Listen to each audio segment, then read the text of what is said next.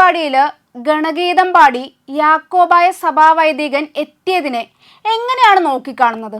Koothattukulam Vadakara Saint Yakobaya പള്ളി വികാരി father Paul Thomas പീച്ചിയിലാണ് RSS വേദിയിലെത്തി ഗണഗീതം പാടി ഇപ്പോൾ ഞെട്ടിച്ചിരിക്കുന്നത്.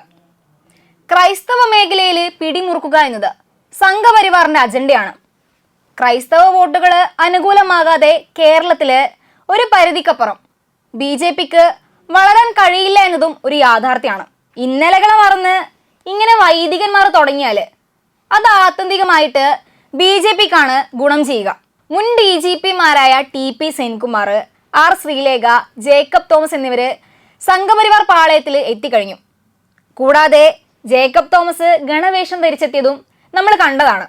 ഇതാണ് അവസ്ഥയെങ്കിൽ ഇനിയും പലതും കാണാനിരിക്കുന്നതേയുള്ളൂ. നരേന്ദ്രമോദി പ്രധാനമന്ത്രിയായതിനു ശേഷമാണ് സംഘപരിവാർ സംഘടനകളോടുള്ള നിലവിലെ അയിത്തമൊക്കെ കേരളത്തിലും മാറി തുടങ്ങിയിരിക്കുന്നത് എന്നത് എന്തായാലും ഉറപ്പിച്ച് പറയാൻ കഴിയും.